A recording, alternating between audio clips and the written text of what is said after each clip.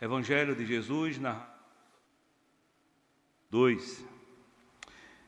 Vou ler do verso 1 ao verso 20.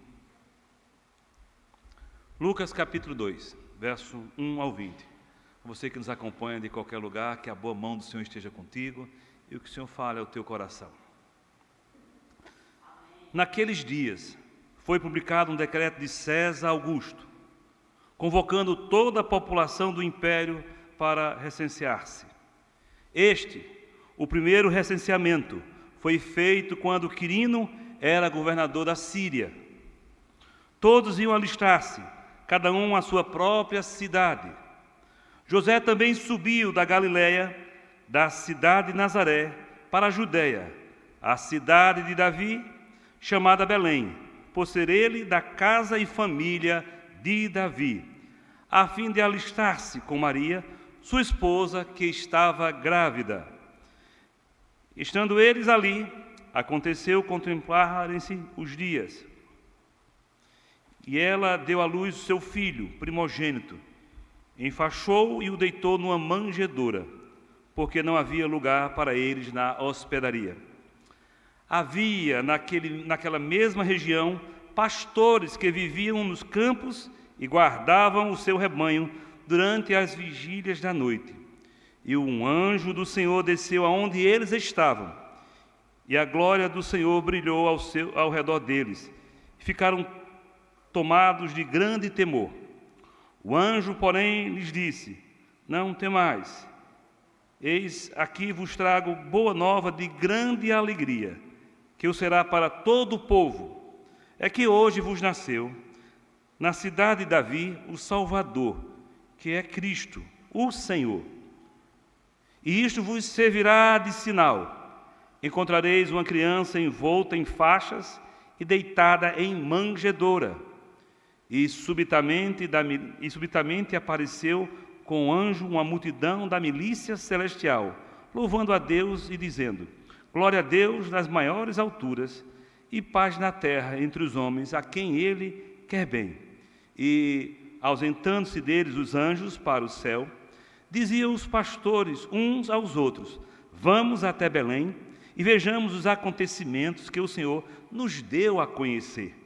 Foram apressadamente e acharam Maria e José e a criança deitada na manjedoura. E vendo, divulgaram o que lhes tinha sido dito a respeito deste menino. Todos os que ouviram se admiraram das coisas referidas pelos pastores. Maria, porém, guardava todas estas palavras, meditando-as no coração. Voltaram então os pastores, glorificando e louvando a Deus por tudo o que tinha ouvido e visto, como lhe fora anunciado. Assim é a palavra do Senhor. Nós estamos diante de um relato onde aponta-se o cumprimento das profecias do Velho Testamento. Vos digo sem nenhum receio, isso jamais irá acontecer de novo. Quando a profecia se cumpre, não se repete. Nós estamos aqui na manifestação mais exata de Deus. Nós não esperamos glória maior de Deus do que essa aqui revelada a nós. Talvez você se encante, como eu já me encantei e me encanto todas as vezes que leio a Bíblia, naquela parte que o Senhor, de forma teofânica, aparece a Moisés, dizendo: Moisés, tira a sandália dos pés, porque a terra que estás é santa. Ora, essa experiência é ímpar e extremamente relevante, mas não chega à metade do que foi revelado a nós. Você pode se encantar com a travessia do Mar Vermelho. Você pode ver ali claramente a ação divina. Nenhuma ação divina de toda a história que nos foi passada, revelada, chega sequer aos pés dessa manifestação. Nós estamos diante da glória de Deus manifestada entre nós. Ele mesmo é a própria glória entre nós. Ele não é mais representado. Ele agora não dá mais insight, pistas de que Ele é glorioso. Sabe como o irmão João escreveu isso? O Verbo se fez carne e habitou entre nós, e vimos a sua glória como a glória do unigênito do Pai. Jesus é a glória de Deus entre nós, mas não apenas algo que ainda há de ser completa, ao contrário, esta glória é perfeita e plena. Veja como Hebreus capítulo 1 diz no verso 3, que Ele é a expressão da glória de Deus. Nós não aguardamos mais nenhuma outra manifestação que chegue perto dEle. Bem, essa é a expressão máxima de Deus entre nós. Gente boa, gente amiga, a temática dessa noite é a glória de Deus manifestada em Jesus Cristo. Sabe, o texto que lemos é muito conhecido de nós cristãos, principalmente nesse período do ano, onde nós celebramos o Natal, o nascimento do nosso Senhor. Aqui temos uma cena que tem 3 atos. Primeiro, que eu vou falar para vocês, a soberania de Deus na história. Verso 1 ao verso 7 fica claríssima a manifestação de Deus na história. Eu me assusto quando eu vejo alguns cristãos que dizem assim, que Deus usa até ímpios. Deus usa quem Ele quer, todos são criaturas dEle. Você acha mesmo que a criatura de Deus, mesmo aquela que não tem soteriologicamente falando, de forma soteriológica, nenhuma ação salvífica, que estas não sejam alvo de Deus? Você acha mesmo que só seremos nós usados por Deus? Todos, sem exceção, estão nas mãos do Senhor. Ora, se eu uso a expressão que Deus usa ímpio para nos abençoar, olho no olho, Deus nos usa para abençoar os ímpios. Amém! Se eu digo que Deus usa ímpios para nos abençoar, eu não tenho dúvida que também Deus nos usa para abençoar os ateus, quem for. Deus está com o seu circuito em mãos, Deus sabe o que faz, bendito seja o Senhor. A segunda expressão que eu vou falar para vocês é a revelação da glória de Deus aos humildes. O verso 8 ao verso 15, vou mostrar para vocês que Deus se revela aos humildes. E vou fazer referência a quando Paulo diz que Deus não se revelou aos grandes. Deus não trouxe sabedoria àqueles que aguardavam. E por último, eu vou mostrar a vocês qual deve ser a resposta de quem observa a história guiada por Deus. Esse Deus que se revela aos humildes, qual deve ser a resposta de fé e de adoração dos que contemplam essa palavra. Vamos lá então, meus irmãos, veja como começa o texto. Verso 1 ao verso 7 vai falar expressamente sobre a soberania de Deus na história. Naqueles dias foi publicado um decreto de César Augusto, do imperador. Gente, esta ideia aqui é de contar o seu poderio, a sua figura de força humana. Chega a dizer a história, os historiadores seculares, que o império aqui, o resultado desse censo foi 60 milhões de pessoas. 60 milhões de pessoas. Você veja que já era algo grandioso. Qual é a importância disso? Tirando de lado a questão religiosa, é para saber quanto eu tenho de pessoas para defender as minhas fronteiras e quanto de imposto eu posso cobrar. A cada 10 anos, guardadas as devidas proporções, nós temos o nosso censo. Para fazer o quê? Para saber como podemos acionar o nosso PIB, como podemos crescer economicamente, qual é a figura aonde vamos caminhar politicamente, econômica e financeiramente. Guardadas as devidas proporções, é isso aí. Agora, ninguém imaginaria que esta expressão, que já era conhecida, contada, feita, viesse a ter algo mais importante para nós. Enquanto que para o imperador era uma expressão de quanto podemos ter, como vamos crescer de forma militar, de forma estrutural o nosso império, que aquele ato dele foi uma maneira que Deus usou para tirar um casal que ninguém sabia quem era mais um carpinteiro, mais um escravo do Império Romano, casado com uma jovem, bem jovem mesmo, que estava grávida. Se essa história da gravidez era aceita por todos, pelo anjo que anunciou, isso eles nem estavam debatendo. Agora, interessante, pensemos na possibilidade de Maria dizer assim: ah, José, eu queria tanto descer para a cidade da minha família, da sua família, para nos conhecerem. Maria, nós não temos dinheiro. Menina, se aguarda, vamos ficar por aqui mesmo, porque a economia está tão difícil.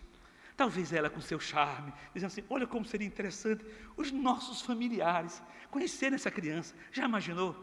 Maria, tira isso da tua cabeça, não temos condição, a nossa renda não dá. Ele não cedeu ao capricho, possivelmente numa conversa dessa, mas houve um decreto. E esse decreto fez com que ela e José saíssem do norte para o sul. A distância era cerca de 160 km. 160 quilômetros. Eu estou falando, você que nos acompanha, que está aqui também, como daqui a João Pessoa. Eu no meu carro tiro em 2 horas folgado. E ainda rindo. E ainda comendo um biscoito recheado, e tiver uma aguinha, vou nessa. 2 horas não é nada. Hoje, com a estrutura duplicada de via, tudo. Mas naquela época, uma pessoa não diz como eles foram. Suponhamos que foram no lombo de um animal, um jumentinho. Suponhamos isso. Não era uma viagem fácil. De dias. Olha como o texto nos aponta. Esse recesso, esse censo foi feito por César Augusto. Este é o primeiro recenseamento. Foi feito por Quirino, que era governador da Síria. Todos iam alistar-se, cada um à sua própria cidade. Por que não só José? Porque a contagem era familiar. Estava aqui em cima da família. E isso também já aconteceu no Egito. E no Egito, naquela época, também não era por pessoa, é família, é casa. Por isso que diz o texto, José também subiu da Galiléia, verso 4, da cidade de Nazaré, para a Judéia, a cidade de Davi, chamada Belém, por ser ele da casa e família de Davi, a fim de alistar-se com Maria, sua esposa, que estava grávida. Aqui está o detalhe. Aqui é o fato histórico. Não se acrescenta mais nada. Onde é que está aqui a espiritualidade? Pastor, que o senhor tira de espiritual? Nada, meu querido. Olho no olho, não tem nada. Aqui é uma descrição. Porque o que vem é que essa descrição, essa base fática, histórica, vai apontar para os acontecimentos que irão resgatar e dar luz às profecias do Velho Testamento. Aqui é um relato. Veja que o verso 6 diz, estando eles ali, aconteceu completarem-se-lhes os dias. E ela deu à luz o seu filho primogênito. Enfaixou e o deitou numa manjedoura, porque não havia lugar para eles na hospedaria. Eu queria trabalhar algumas questões aqui. A despeito de que a tradição católica diz que Jesus não teve irmãos, porque a palavra lá pode ser primo, ligado à criação da mesma família. E eu não ando nessa argumentação, porque de fato a possibilidade da palavra ios, no grego, para filho, também pode ser sobrinho, aquele que é criado como filho fosse. Mas o texto aqui, e durante a semana eu pesquisei, falei com alguns colegas, tirando cada vez mais conhecimento, buscando. Olha a palavra, por favor. Ela deu à luz ao seu filho primogênito. Óbvio, até na Septuaginta, toda a tradução é primogênito, não é unigênito. Seria um erro crasso, seria um erro de extrema gravidade se os copistas, se os amanuenses deixassem tal coisa assim passarem. Mas aqui está claro. Se eu tenho discussão aberta para si, aqui estão teus irmãos e as tuas irmãs em relação a Jesus quando estava falando. Se ali aquela palavra irmãos ou irmãs pode ser primos, sobrinhos, tudo bem, não tenho discussão, de fato, essa palavra dá essa base para essa interpretação. Porém, nesse texto aqui, eu não tenho como argumentar outra coisa, senão de que primogênito é aquele que abre a madre e vem outros também. Eu não quero apoiar muito essa ideia, mas para que os irmãos dê a entender que esse historiador, esse escritor, Lucas, inspirado por Deus, também fala abertamente tal coisa. Sendo assim, meu querido, a ênfase teológica, nesse primeiro bloco, nessa primeira cena, nos mostra a soberania de Deus na história. Não há nada. Eu sei que talvez sejamos tão simples que nós não estamos antenados, podemos até antenados, mas nós não sabemos os pormenores que acontecem nas decisões entre Rússia e Ucrânia. Entre o impeachment lá do presidente da Coreia do Sul, essa semana. Talvez eu não sei o porquê Netanyahu traz confusões para Israel. Não sei porque aqui na América Latina as coisas acontecem nessa velocidade tão grande. onde possivelmente nós teremos um PIB maior do Paraguai do que todos os países da América Latina. Paraguai. O que está acontecendo? Eu posso ter estratos sociais, mas nada está fora da ação de Deus. Nada. Olha, gente boa, Deus rege a história como um todo, e nessa história geral, Ele me entende assim: Romeu, você está aqui até nesse quadrado. Talvez eu nunca serei lembrado, nem você, a nível mundial.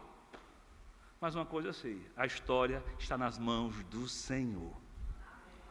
Quem faz a guerra e faz a paz? Me diga. Quem permite?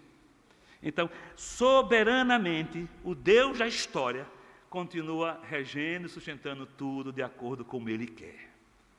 Essa parte é histórica. Essa parte aqui nos mostra que a soberania de Deus nessa história está sempre sendo alvo da sua manifestação.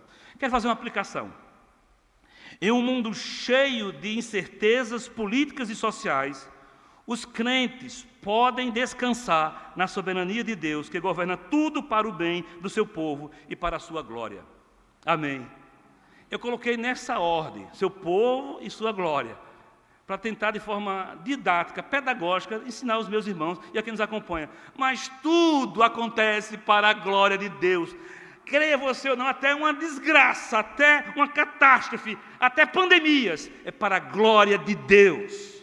Nada foge da sua glória. Porque se trabalharmos a ideia de incidentes, de algo autônomo da vontade de Deus, Ele não é mais soberano. Mas tudo acontece na história de acordo como Ele quer. Eu posso até comentar a história, mas nunca alterar a história, porque ela está na mão daquele que é firme. Um dos atributos que eu quero enfatizar aqui é que Ele é imutável. Se Ele decidiu, nada irá mudá-lo. Agora, Ele é imutável, mas deixa eu dar outro atributo. Ele é amor. Ele não usa um poder desassociado ao seu amor. Ele é amor. Por isso, houve um censo. Esse censo levou a história ali. Enquanto que o pessoal do físico estava dizendo, vamos ter um aumento de 10% da alíquota, a nossa base de segurança dá para negociar completamente com novos compromissos. Um casal descia do norte para o sul, andando, comendo, talvez, pão com ovo, um peixinho assado, sem nenhuma estrutura para cumprir, porque se eles não fossem, seriam mortos, seriam tidos como indigentes. Eu não sei muito como seria o controle, mas eu sei que para sair de um estado para o outro, meu carro, toda vez que passa de um estado para o outro, minha placa é contada. Os meus documentos são vistos. Há um controle interno. Não é à toa que há algumas vezes uma mão dizendo assim, pare você aí em seu carro. E a gente para. Há controles. Porém, de forma soberana, a história está nas mãos do Senhor. Para vocês, meus irmãos, podem descansar no Senhor. A história está nas mãos dele, nada acontece por acidente. Se aquela questão da Coreia do Norte já tem míssil balístico ultracontinental, que pode chegar em Miami, não tenho nenhuma preocupação, eu sei quem é o dono da história, eu sei que tudo rege e sustenta todas as coisas. Se algum vai ser ou outro ali alçado a presidente ou a déspota, isso não me preocupa no sentido de que está fora de controle. Meus irmãos, tudo está de acordo com a permissão de Deus. Possamos ter cuidado para ler a história e não nos envolvermos de forma afrontosa com aqueles que não temem ao Senhor. Amém? Vamos para o segundo ato. Após ver a soberania de Deus na história, o verso 8 ao 14 nos revela a glória de Deus aos humildes. Pronto, agora vamos ver o que aconteceu. Parto normal numa unidade de saúde. Não, que unidade de saúde? Foi no Estrebaria. Nasceu uma criança. Mais uma das milhares e milhões e bilhões que já nasceram. Mas qual é a diferença desta criança? Havia naquela mesma região pastores que viviam nos campos e guardavam o seu rebanho durante as vigílias da noite. Só uma questão, o Natal não foi no mês de dezembro, isso aqui não aconteceu no mês de dezembro, porque estava nevando ali, aqui é muito frio. Então, na hora do frio, aqui na questão do inverno, na questão de neve, não se pastoreia, não se guarda, não se guarda, mas se vai botar em confinamento. Certa vez eu estive num país onde estava para ter a nevada, e eles, com antecedentes, estavam colhendo o capim, toda a questão de alimento. Eu pergunto assim, por que aqui? Não, porque vão colocar em silagem, em campo, em lugares para, durante os 3 meses de nevada, tudinho, os animais que estão confinados, este alimento aqui dê suficiente. Então, por esse argumento aqui, que eles estavam a guardar, estavam os animais soltos, isso não acontece no período de hoje em Israel, porque neva. E cá para nós, só adendo de argumentação a tanto quanto, quase nós não temos, reverendo Diogo, nenhum comentário sobre como era a fé no inverno de Israel. Como era o Israel no período da nevada, do frio extremo. Quase não temos nada. Porém, é nesse período também que há a maior produção intelectual de Israel na cultura, na arte e na música. Teologicamente, quase a gente não explora isso, mas é um período de produção. Voltemos para o texto. E um anjo do Senhor desceu aonde eles estavam, e a glória do Senhor brilhou ao redor deles, e ficaram tomados de grande temor. Dá uma olhadinha, glória de Deus, e Jesus é a manifestação máxima da glória de Deus. Doxar, glória, pode ser a mesma palavra. Porém, meus irmãos, se o Senhor, como na oração foi feita aqui, venha e toque o nosso coração, se relacione conosco, a ponto de termos manifestações do Senhor no nosso meio, da glória, essa glória é pálida, é ainda aquém do que é a glória em Jesus Cristo. Podemos usar a mesma palavra, mas nenhuma glória se aproxima da glória que há em Cristo Jesus. Ele é a expressão máxima. Vamos para o texto? Os pastores, pessoas comuns e desprezadas na sociedade, foram os primeiros a receber a notícia do nascimento de Cristo, pelos anjos, né? Pelo anjo, depois pelo coro de anjos. Isto destaca a graça de Deus que revela a sua glória aos humildes. Gente boa, gente amiga. É interessante que a glória do Senhor brilhou ao redor deles e ficaram tomados de grande temor. Quando eu coloquei que são pessoas comuns, eram pessoas evitadas na comunidade. Eram tidos como pecadores. Eram pessoas, rústicas. Eram pessoas que lidavam com uma expressão grosseira e até com a morte dos animais. Eram sempre impuros. Meus irmãos, como Deus começou revelando sua glória em Jesus Cristo. Deus veio a pecadores, desprezados, refugados, sem nenhum valor à sociedade. Bendito seja o Senhor por isso. Eu queria ler para você, 1 Coríntios, eu botei aqui 1 Coríntios, por favor, verso 27, que diz assim, 1 Coríntios, verso 27, 1 Coríntios, capítulo 1, verso 27, 1 Coríntios, capítulo 1, verso 27, pelo contrário, Deus escolheu as coisas loucas do mundo para envergonhar os sábios, e escolheu as coisas fracas do mundo para envergonhar as fortes. E Deus escolheu as coisas humildes do mundo e as desprezadas e aquelas que não são para reduzir a nada as que são, a fim de que ninguém se vanglorie na presença de Deus. A mensagem do Senhor foi para os pastores. Diante da questão trabalhista, são pessoas que não têm uma escolaridade, não têm um bom salário, muitos são explorados, e a glória de Deus, a máxima da máxima glória do Senhor, foi revelada a primeiras pessoas. Vamos continuar o texto? O texto diz o quê, meus irmãos? O texto continua e diz,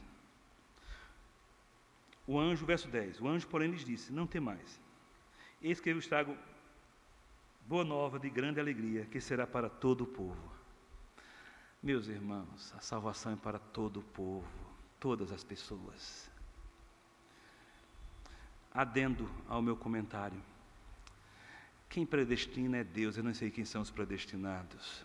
Há muitos predestinados que nem creem na predestinação e nem estão no meio presbiteriano. Por isso que eu tenho que pregar a toda criatura. A ênfase de Jesus é clara, ide pregai a toda criatura. A salvação é para todos. Eu só estarei, de fato, em obediência ao natalício do Rei de Jesus, quando eu anuncio esse natalício o ano todo. A salvação é para todo o povo. Todo o povo. o texto continua, e eu queria dar essa ênfase teológica. A salvação é pela graça. E Deus se revela aos que reconhecem sua necessidade espiritual. A mensagem central do Natal é a glória de Deus em salvar pecadores, trazendo paz por meio de Cristo Jesus. Paz, meus irmãos, por meio de Cristo Jesus. Você pode ler comigo uma só voz, o verso 11, pode ler uma só voz? Qual é a mensagem? Qual é a boa nova? Aqui a palavra é evangelho. Podemos ler uma só voz? Vamos ler juntos? É que hoje vos nasceu na cidade de Davi o Salvador, que é Cristo, o Senhor. Gente boa, dá uma olhadinha nas 3 palavras. Salvador, título para o nome dele, Jesus, Salvador. Cristo, que é expressão para a segunda pessoa da Trindade. E Senhor, Kyrios. Guarda essa palavra aqui, essas três palavras. Salvador, Cristo e Senhor. Veja o verso 12. E isto vos servirá de sinal. Encontrareis o Salvador, o Senhor e o Messias, o Senhor, o Cristo. Isto vos servirá de sinal. De que maneira? Encontrareis uma criança envolta em faixa, deitada em manjedoura. Olha o contraste de glória e de humildade. Olha o contraste de poder e de simplicidade e de hipossuficiência. Encontrareis o Salvador, encontrareis o Cristo, encontrareis o Senhor enfaixado, protegido, colocado numa manjedoura. Nossa, eu vejo olho no olho muito mais poder na manjedoura, no enfaixado, do que na glória que muitas vezes os títulos dão. Podia ter nascido em berço de ouro? Claro que poderia. Em algumas idas e vindas em alguns museus, já vi alguns berços de reis e de imperadores. Fantástico! Mas nenhum do mais belo deste que já deitou um imperador, um rei, é mais digno do que esse que foi e que abrigou o Messias, o Senhor, o Salvador Jesus Cristo. Eu vejo aqui, meu querido, esse contraste. Nesse contraste eu vejo o tamanho do amor de Deus. Tende em vós o mesmo sentimento que há nessa manjedoura, pois ele, sendo Deus, se humilhou, se esvaziou, assumindo a forma de servo, e não quis ser arrogante, mas antes a si mesmo se esvaziou, e obedeceu, e honrou a Deus, e Deus o exaltou sobremaneira. Sabe, está aqui a glória de Deus numa simplicidade imensa. Gente boa, olha o que diz o texto, por favor. Quando eles disseram, o anjo disse tal coisa, lê comigo o verso 13, por favor. E subitamente apareceu com o anjo uma multidão da milícia celestial, louvando a Deus e dizendo: glória a Deus nas maiores alturas e paz na terra entre os homens, a quem Deus quer bem. Sabe, se a soberania de Deus controla a história e controla, se a revelação de Deus primeiro foi aos humildes, foram esses que viram de fato um baita coral. Você sabia que tem igrejas cristãs, evangélicas, protestantes, ligadas muito mais na teologia, que dizem, não, coral não, porque coral não tem nada a ver nas escrituras. Pelo menos aqui tem uma expressão de coral. Eu sabia que você pode ir treinando, que no céu vai ter um baita coral, e eu quero estar lá cantando, mas pode ir na minha frente cantar, tá certo, ensaiando, que eu fui por aqui. Mas, gente, toda manifestação legítima, ordeira, para a glória de Deus, não há nenhum impedimento, e o conteúdo sempre será a palavra do Senhor para os nossos cânticos. O que eu quero dizer com isso? Por favor, não limite a manifestação livre destes que receberam a revelação para dar glória a Deus. Que os nossos líderes, os nossos pastores, que a nossa denominação esteja sempre antenada para que a manifestação de vocês seja legítima para a glória de Deus. E que nós não venhamos apenas dar um extrato a vocês, mas que haja no nosso meio cânticos congregacionais, cada um se manifestando, dizendo assim: olha o que Deus tem feito por nós. E quem sabe teremos vindo de vocês alguns cânticos que outras igrejas, outras denominações irão cantar. Assim como o Diego expressa com o cântico de hino: meu Deus, levanta essa igreja, a cada um manifestar o seu dom e criar música de louvor ao teu santo nome, para a glória do Senhor e para manifestar ainda mais o temor que eles têm por ti. Amém, meus irmãos? Mas que essa igreja manifeste tais coisas. Ora, uma segunda aplicação. Lembre-se de que Deus não busca os grandes. mas aqueles que vêm a Ele em humildade. Busque a verdade e busque a verdadeira paz que só Cristo pode dar, em contraste com as ofertas ilusórias do mundo. Busque a verdadeira paz em Cristo Jesus. Ora, já vimos a questão histórica, já vimos o anúncio.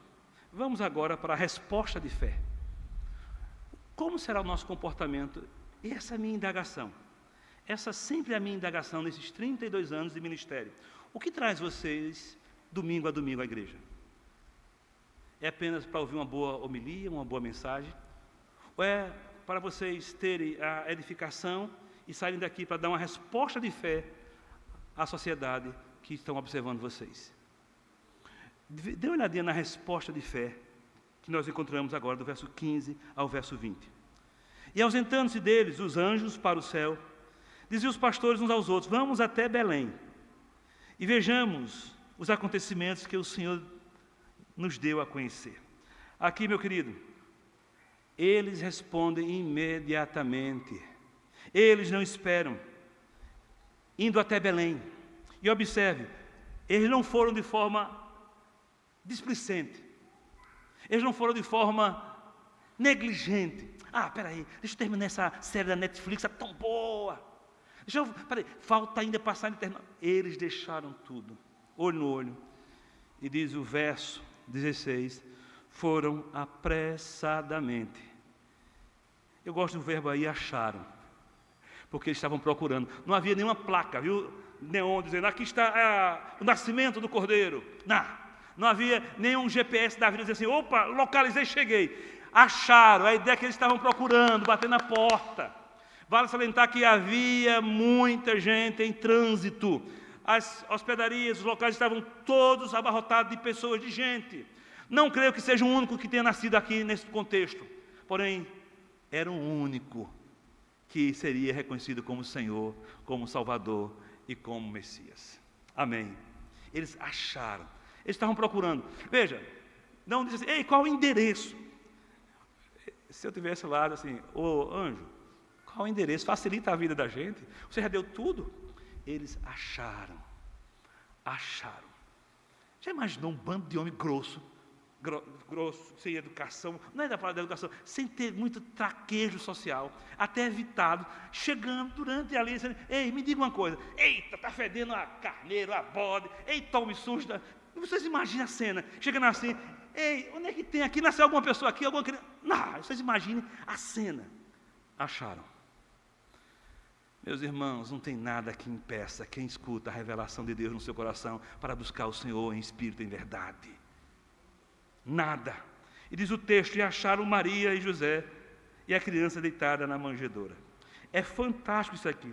A ênfase teológica que eu quero dar, a verdadeira fé resulta em ações e nunca apenas em reflexões. A verdadeira fé responde com ações, não com reflexões sem ações.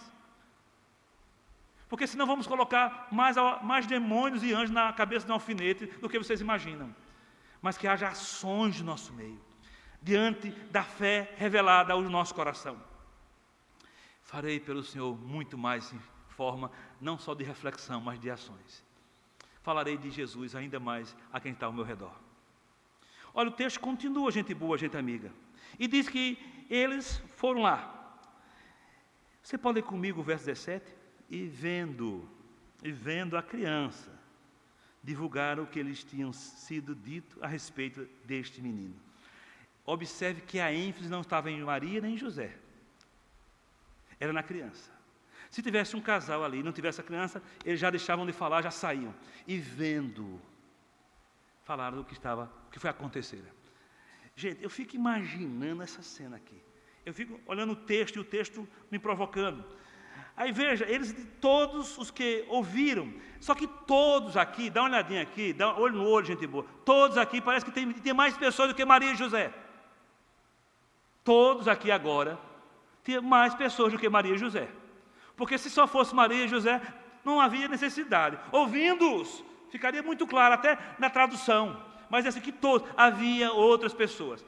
Não sei se por causa do nascimento, sim, por causa do nascimento, não tenho dúvida, da assistência, do cuidado para com a mulher que está ali em trabalho de parto, mas também, o que é que esses homens estão chegando aqui? Que são esses? O que é que está acontecendo? Que zoada é essa? Todos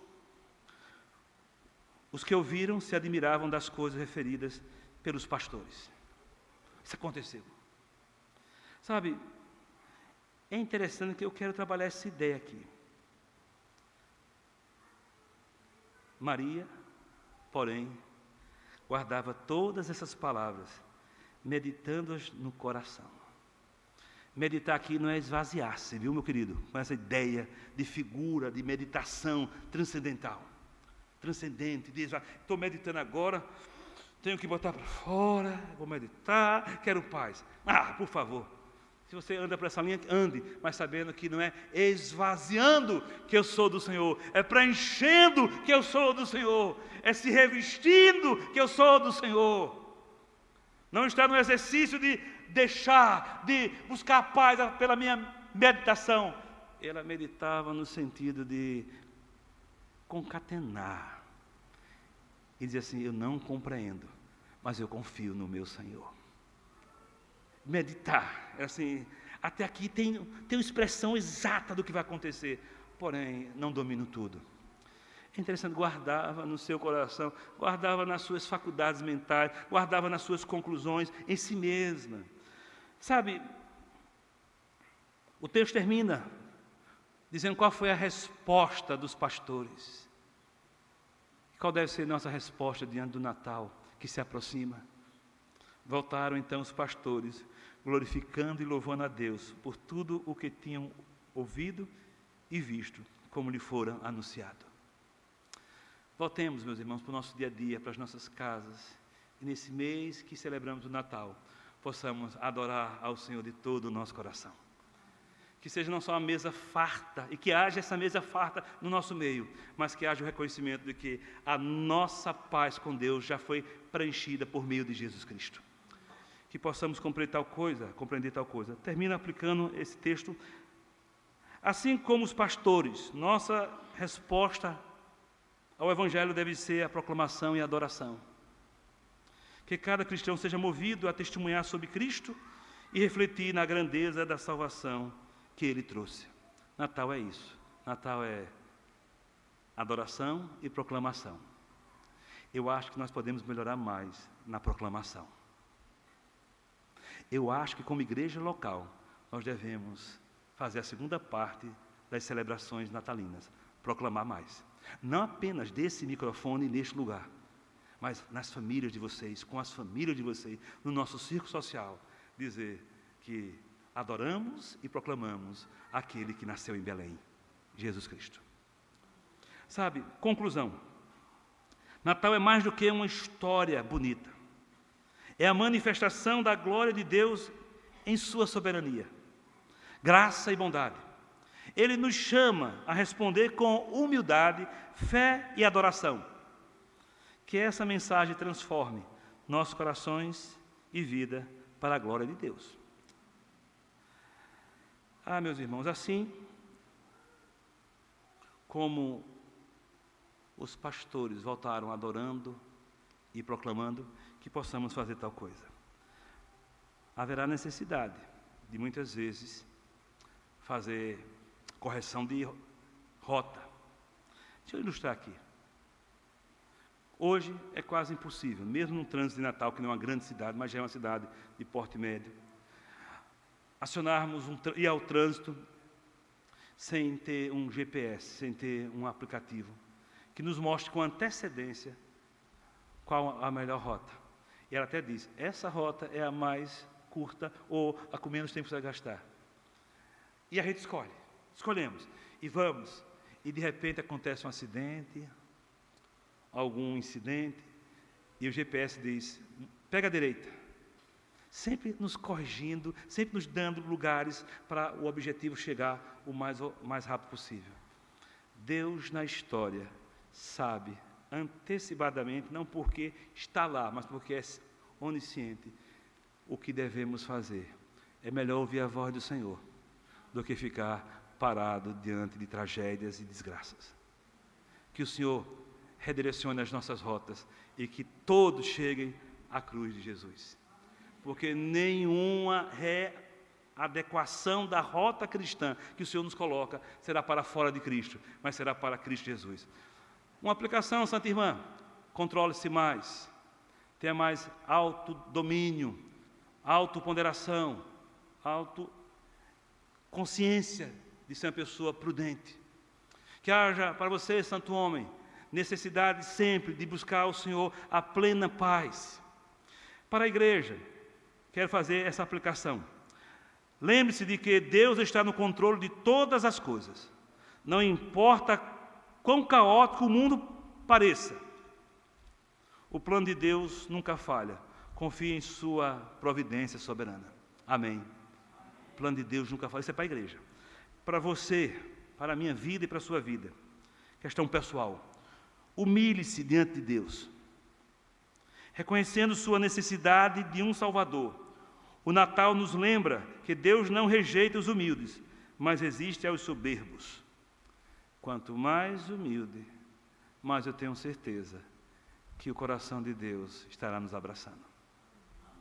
Não cai bem diante do Todo-Poderoso, numa manjedoura, arrogância no nosso meio.